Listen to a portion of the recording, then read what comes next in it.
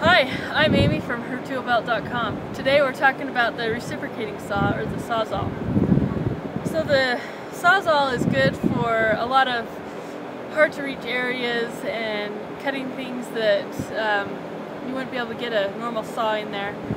It's not the most precise saw, but I guess if you got a lot of practice you could cut along a line pretty well to make a nice curve or something. A few features with the sawzall: you have a safety switch. You have to push that with the trigger to make it start. The trigger generally has a variable speed depending on how far back you pull it. So you pull it barely, you get a slow speed, and then the faster you go, the more you pull back on your trigger. The blade change is super easy. You just flip this lever right here and out pop your blade, and then you can switch your blade just as easy. Pull your lever and pop that in, and there you go. There's also this shoe. This is a safety item to keep your saw tight. When you're sawing, you need to keep your wood tight against this shoe, and it does rotate according to how you're cutting. There's also a place for an Allen wrench to adjust the depth of your shoe. So just loosen that, and you can move this shoe in and out depending on how deep you need to have a support for your cut. Tighten that right back up.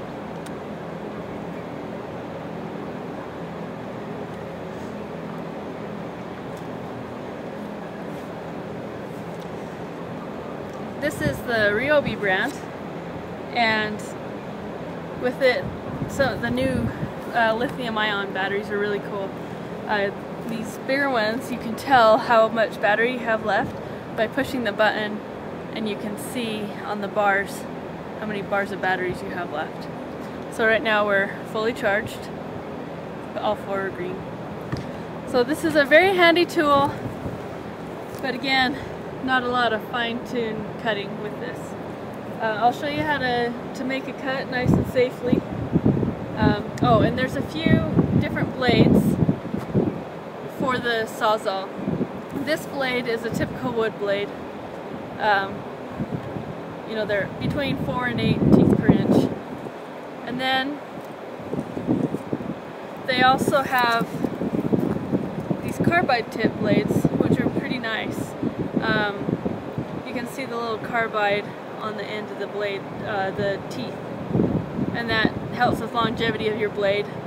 And this blade is for both wood and for the occasional nail in your wood, and it can cut through that like butter when it's new. And then this is a metal cutting one. It looks like your normal hacksaw blade, and that's just for cutting metal or nails in your wood.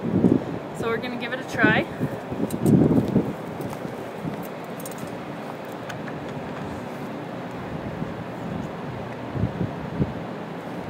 Safety first, always wear your safety equipment.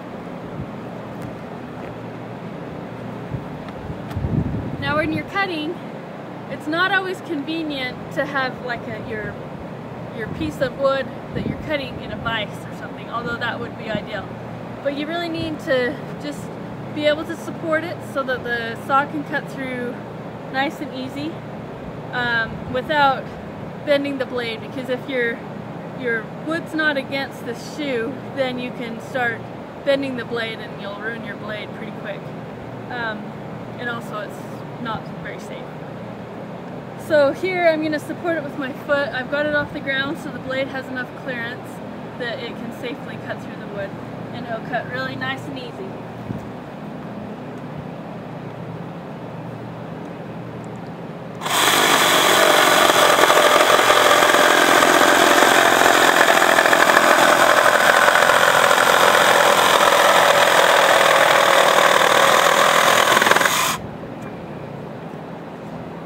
See, it's not the best to cut, but it did do the job.